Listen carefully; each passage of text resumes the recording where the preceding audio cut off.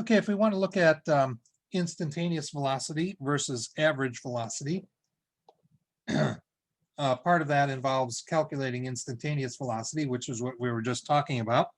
So as an example, say if a particle, if the position of a particle relative to time is given by this equation here, where the position as a function of time is equal to 3.0 times time plus 0.5 times time to the third meters. Because it's a position, the unit would be in meters. And this describes the motion of the particle relative to time. We can, first of all, calculate the instantaneous velocity at 2 seconds. And then we can calculate the average velocity between 1 and 3 seconds. So first of all, for part A, the instantaneous velocity at 2 seconds, what we need is to take the derivative of the position function, and then we can insert 2.0 for the time. If the position function, again, is given in the form of x as a function of time is equal to some constant times t to the n, then the instantaneous velocity would be the derivative of that, which would be n times a to the t raised to the n minus 1 power. So looking at the equation we were originally given here, we're given, you can take the derivative of each of the two terms separately. So the derivative of 3t is going to be, well, t is raised to the first power here. So it's going to be, the derivative of this first term is going to be 1 times 3 times t to the 1 minus 1 power. So 1 times 3 times t to the 1 minus 1 power. 1 minus 1 is 0. I'm sorry. Yeah, 1 minus 1 is 0. And any number raised to the 0 power is 1.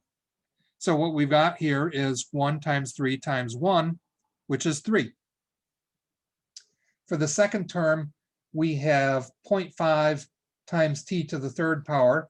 So the derivative of that is going to be 3 times 0.5 times t to the 3 minus 1 power. Okay, 3 times 0.5 is 1.5, and t to the 3 minus 1 is the same as saying t to the second power. Okay, so here is your derivative. And that is the acceleration, the instantaneous acceleration.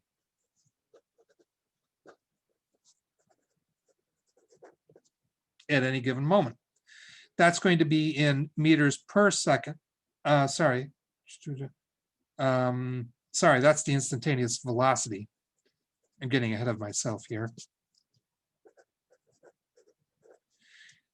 Since we took the derivative with respect to time, that means the original unit of meters is now divided by a time unit. So the unit comes out to be meters per second now. And so if t equals 2.0, you just insert 2.0 for t. The only place t occurs is right here. So the instantaneous velocity would be 3 plus 1.5 times 2 squared, which is 2 squared is 4, times 1.5 plus 3 is 9 meters per second. And so now for part B, we'll skip over this where I was going off on a tangent and come to this. For part B, where it wants the average velocity between 1 and 3.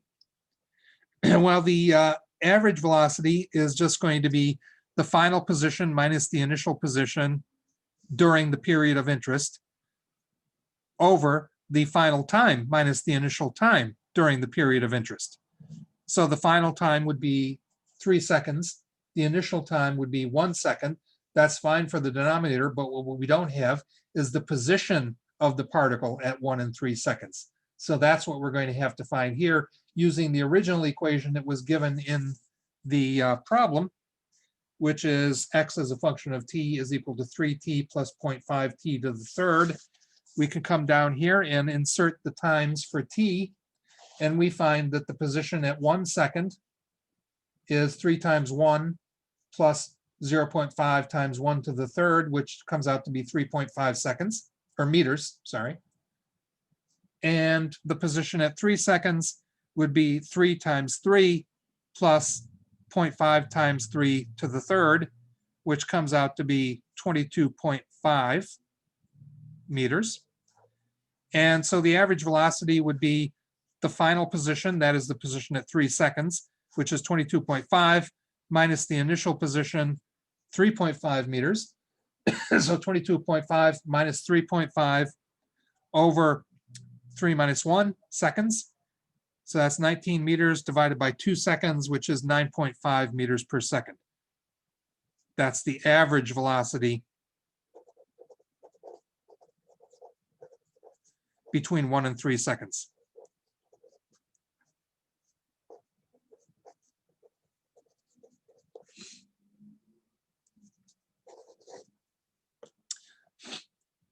All right, so that's not too bad.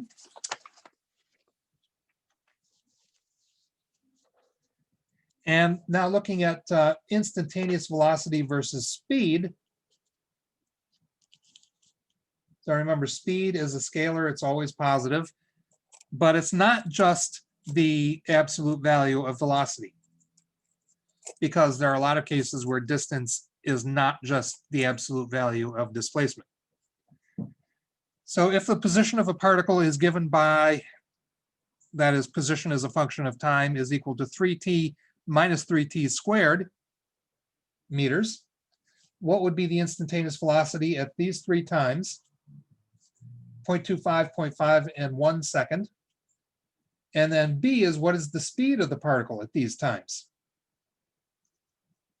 All right. So again, looking at that original equation, x as a function of time is 3t to the first power minus 3t to the second power. The instantaneous velocity would be the derivative of that. For the first term, 3t to the first power, the derivative of that would be 1 times 3 to the 1 minus 1 power, which is 1.0 times 3 times t to the 1 minus 1. 1 minus 1 is 0. T to the 0 power is 1. So that part can be ignored. And, well, I'll leave it in there anyway. So 1 times 3 times 1 is 3. For the second term, 3t squared, the derivative of that would be 2 times 3 times t to the 2 minus 1. So 2 times 3 times t to the 2 minus 1 would be 6t. 2 times 3 is 6. 2 minus 1 is 1, so that's just t. So the derivative, the instantaneous velocity, will be given by 3 minus 6t. And that's in meters per second. So at 2.25 seconds, all you have to do is insert 0.25 for the t, and you get 3 minus 6 times 0.25, which is 1.5 meters per second. For the second 1.5 seconds, you insert 0.5 for the time. That's 3 minus 6 times 0.5. Well, 6 times 0.5 is 3, so 3 minus 3 is 0. And at 1 second, the velocity would be 3 minus 6 times 1, or 3 minus 6, in other words. That's negative 3 meters per second. These are velocities, so they can be negative. Now, in this case, though, because we're finding instantaneous velocities, you can find the speed by taking the absolute value of the instantaneous velocity. That's not necessarily the case for average velocity versus speed, but it is true for instantaneous velocity versus speed. So the speed at 0.25 seconds would be the absolute value of 1.5, which is 1.5 meters per second. At 0.5 seconds, it would be the absolute speed would be the absolute value of 0, which is 0. And at 1 second, speed would be the absolute value of negative 3, which is 3 meters per second. So the speed is always positive. Okay. Now on to acceleration. I was talking about acceleration a minute ago, and I was getting ahead of myself. Here is acceleration finally. Acceleration is a change in velocity over time. Velocity itself is a change in position over time. And so you can look at acceleration as being the derivative of velocity versus time, or the second derivative of position versus time. Or in other words, second derivative is just another way of saying the derivative of the derivative. So you can think of it as derivative of velocity versus time, or the derivative of the position versus time. Because the first derivative of position versus time is velocity. Then you take the derivative of that to get acceleration. That would be the second derivative of position versus time. So that's just another way of thinking about it. Acceleration can take the form of speeding up. Well, everybody knows that, yeah, okay, hopefully. Acceleration can also be slowing down, which in everyday life we often call deceleration. But in physics, that's considered a form of acceleration. And what a lot of people don't realize is that changing directions is also a form of acceleration. And that's because velocity is a vector. And so direction matters. If you change directions, you're changing your velocity, and that's an acceleration. And that results in some things that you normally wouldn't expect. So like if you are running around a circular track at a constant speed, you're not slowing up and you're not slowing down, Sorry, you're not speeding up and you're not slowing down. You're still accelerating if it's a circular track, because on a circular track, your direction is constantly changing. So that would still be acceleration in physics terms anyway. Average acceleration would be the rate at which the velocity changes over a time period, where the points could be far apart or they might be close together. It doesn't really matter. So average acceleration is symbolized by the letter A with a line over it. And that's just delta V over delta T. That is the change in velocity over the change in time, or final velocity during the time period of interest minus the initial velocity over the final time of the time period minus the initial time. The units would be, well, it's change in velocity over change in time. So the units would be units of velocity over units of time, or meters per second for the SI units. And it's often easier to figure out what's going on with acceleration if you think of the units as being meters per second, as I'll explain in a moment. But for reasons of convenience and compactness, we tend to consolidate these units together as meters per second squared. So you will usually see acceleration units written as meters over second squared, or some distance over time squared, but it might be easier to think of it as meters per second. And the reason is that if an object is accelerating at, say, x meters per second squared, what that means is that the velocity is changing by x meters per second for each second that goes by. So hence meters per second. So the velocity is changing by a certain amount for each passing second of time. A good example of that would be acceleration due to gravity.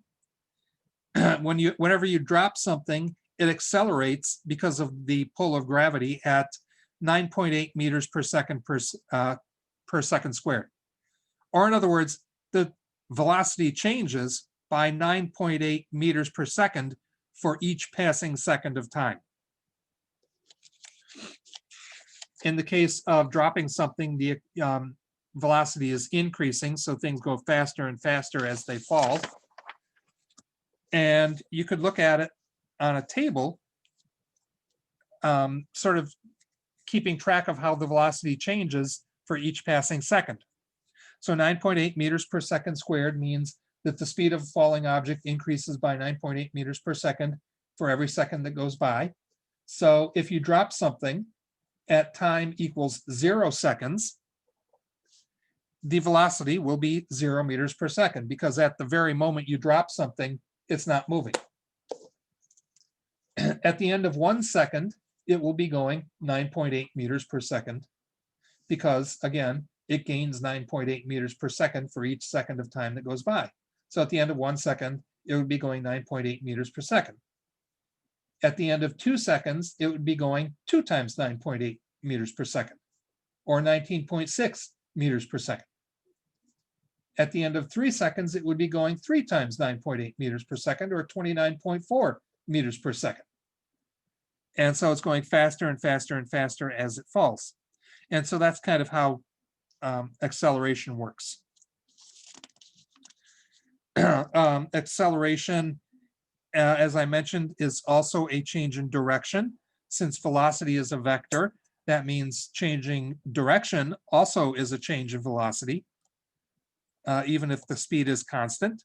So running on a circular track is a form of acceleration, even if your speed is not changing.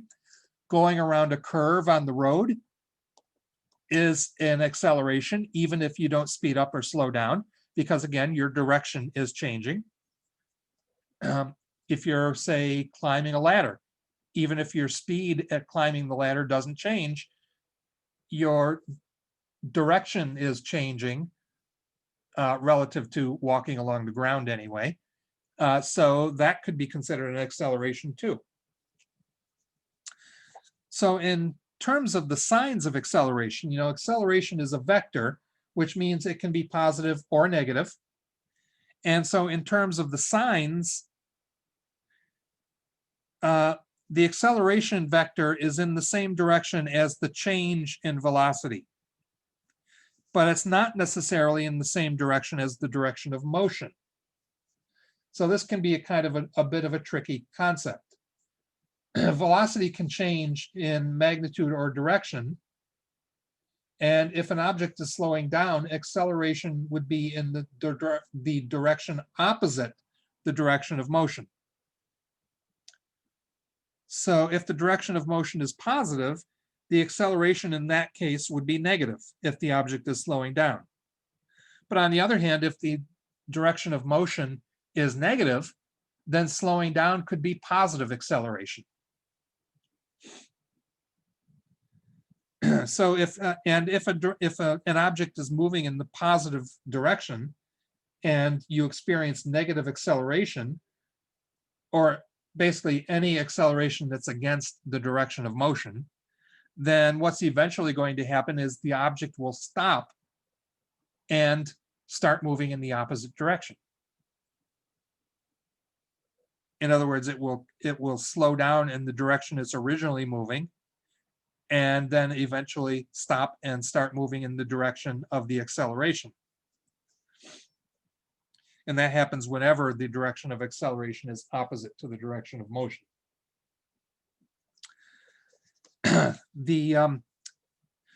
Calculating an average acceleration in this example for a racehorse is actually fairly simple.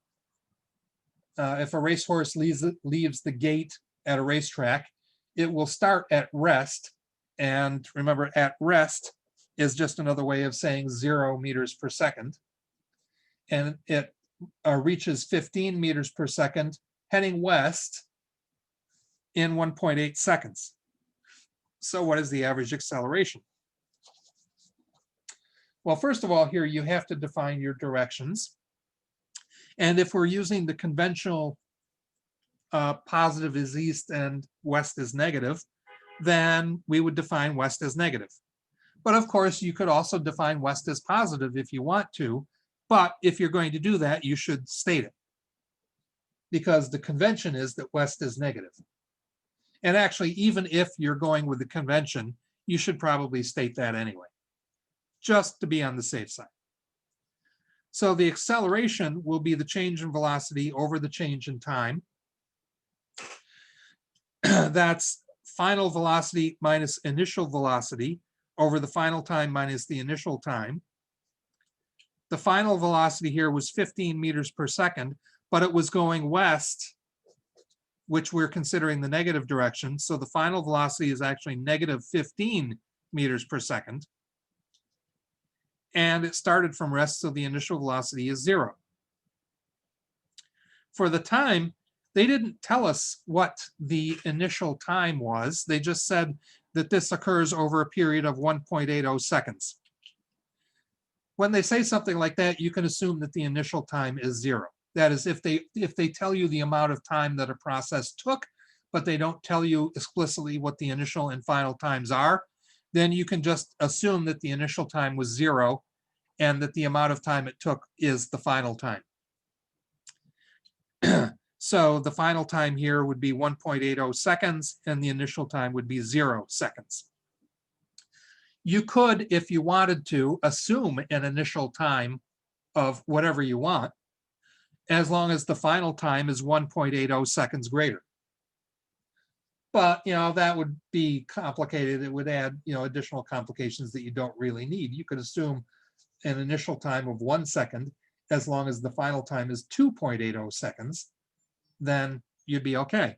But you might as well just do it the easy way and assume that the initial time was 0 and the final was whatever they told you the time interval was. Okay, so we end up with negative 15 meters per second over 1.8 seconds, and that gives us an acceleration average of negative 8.33 meters per second squared. Okay, the direction of motion is negative, and the acceleration is negative. So that means the horse is going faster and faster as time goes on, but in the negative direction. We can also look at instantaneous acceleration. And instantaneous acceleration is acceleration at a specific moment in time. So we saw average acceleration previously here, which is acceleration over a time period. Well, if you want to know the acceleration at a specific moment, that would be instantaneous acceleration. This is found in much the same way that instantaneous velocity was found. And that would be as either a derivative of velocity with respect to time. Velocity was a derivative of position with respect to time.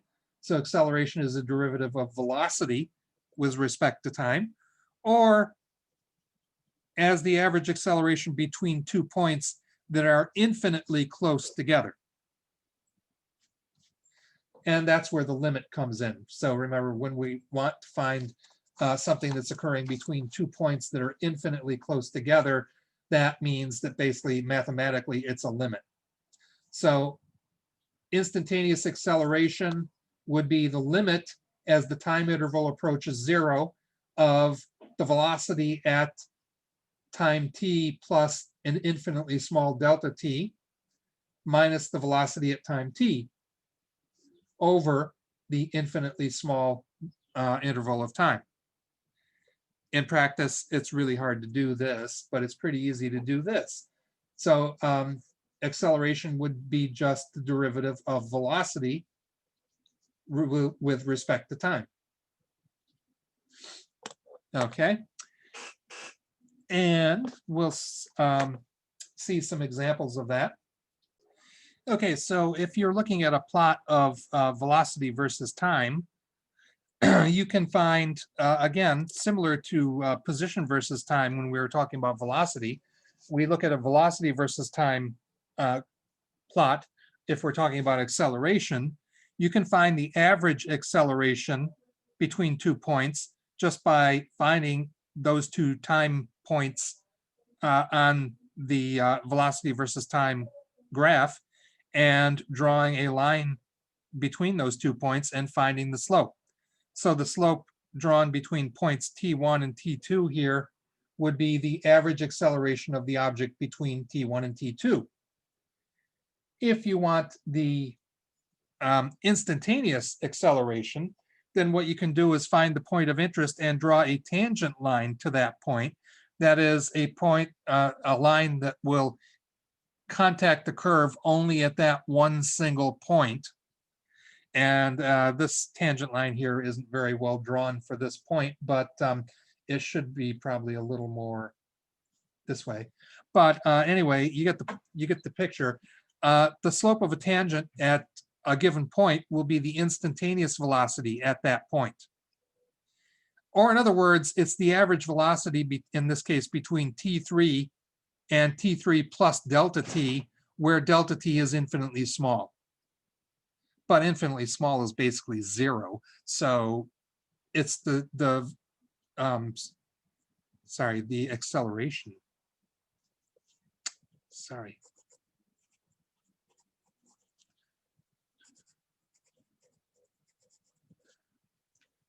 Acceleration. The slope of the tangent at any given point will be the instantaneous acceleration at that point, and that will be equal to the average acceleration between that point and another point infinitely close to it, which is essentially the same as saying at that point. So average acceleration approaches instantaneous acceleration as the time interval approaches zero. So the smaller the time interval gets, the closer you're getting to instantaneous acceleration. When you come to a maximum point, like say right about here on this particular plot, or a minimum point, so say if this curved up again, that would be here, the minimum point. Maxima and minima on a velocity versus time curve just mean no acceleration. Because if you take the slope of the tangent at that point, you get a horizontal line. So in other words, the slope of the tangent at a maximum or a minimum would be zero. The slope is the acceleration though. So a maximum or a minimum corresponds to zero acceleration because the slope is zero. And zero acceleration is just another way of saying constant velocity. So at the maximum and at the minimum of a curve of velocity versus time, at those points, maximum and minimum, you will have constant velocity. The object is still moving, but it's not speeding up or slowing down. Another way of looking at that would mean that any spot on a velocity versus time curve that has zero acceleration, or in other words, zero slope, corresponds to a minimum or maximum velocity. Because you notice the velocity curve is rising until it gets to the maximum, and then it starts heading down again. So the fact that it's got zero acceleration here, that corresponds to its maximum velocity during this time period. And when it comes to the minimum here, it also has zero acceleration because the slope of the tangent is zero, and that corresponds to the minimum velocity during this entire time period. So zero acceleration or zero slope would correspond to a minimum or maximum velocity. Or for minimum or maximum, for maximum velocity, you can just look for the highest point on the velocity versus time curve. And for the minimum velocity, you just look for the lowest point on the curve. That would be another way to do it. Okay, well, I see from the time that we're just about done with this segment. So I guess that's it for today. I'll see you in class next week.